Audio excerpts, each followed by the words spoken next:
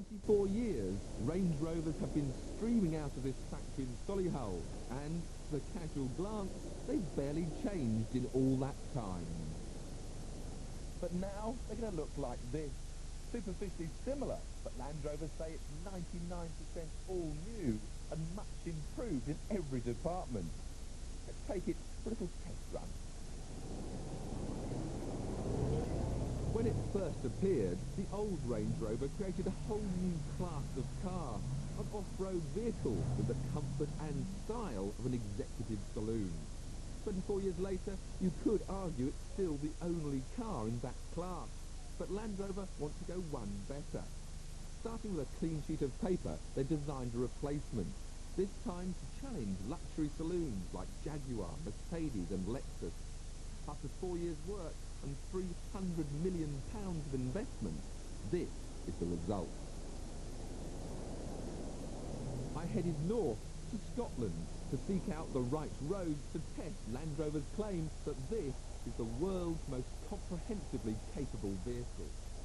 At motorway speed, it cruised effortlessly, just like the old one, turning in about 17 miles per gallon from the new 4.6-litre V8.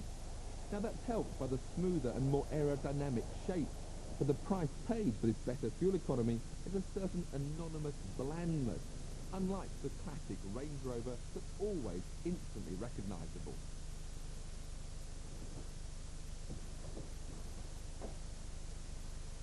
Mind you, the shape isn't all new. To keep the Range Rover faithful happy, they've retained the castellated bonnet and this plastic rear pillar. Little improvements and attention to detail are immediately obvious. For example, the rear screen wiper is now hidden away underneath a cowl. The two-piece tailgate is now opened with one push and then two. Boot space has been increased by an amazing 40%, mainly by taking the spare wheel from the side and putting it underneath the floor. That's been made possible by pushing the fuel tank forward. But what about improvements for the driver? Well, I've spent the last week living with this top-of-the-range £42,000 Vogue LSE, and it provides a good basis for comparison. When you look at the cockpit ergonomics of the old Range Rover, its age begins to tell. There's precious little room for my left foot. My right elbow's clashing with the door panel, and this high-spoke steering wheel with its clumsy airbag definitely needs a rethink. The gear change is awkward with this high storage box, and a very long reach to turn the radio on. Just some of the reasons why Land Rover opted for a clean sheet of paper. The improved convenience starts even before you get in, because not only does the remote control unlock the car, but it then resets the seat back into my preset position.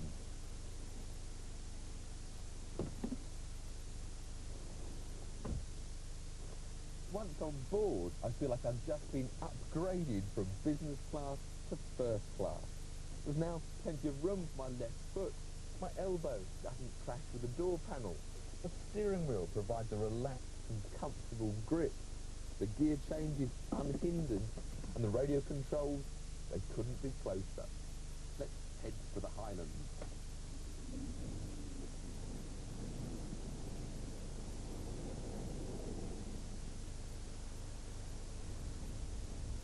Now, what all Range Rover fanatics love to bang on about is their command driving position.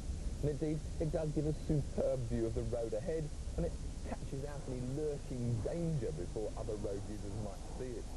There's also the ego factor. It's a real feel-good driving position. But, due to the laws of physics, there is a price to pay for this view. Racing car designers want a centre of gravity as low as possible, for minimum roll and maximum grip. So, when it comes to ride and handling, there's no way the Range Rover can really challenge the other luxury saloons. The air suspension with its 4 different ride height settings does do a superb job, and the new suspension with its revised geometry is a definite improvement on the older Range Rover. But still, when it comes to long-distance cruising on anything but a very smooth motorway, the Range Rover can be rather tiring, as you'll rock this way and that, and bumps come thumping up through the suspension. Powerful brakes with ABS and improved braking stability, plus this new electronically controlled gearbox, which makes much slicker and smoother kick-down gear change, means that both stopping and accelerating are much safer and more enjoyable. But still, despite all this luxurious equipment, I have to say I'm happier sitting down lower with my feet up. Mind you, there are places a Range Rover can reach that other luxury saloons can't even dream of.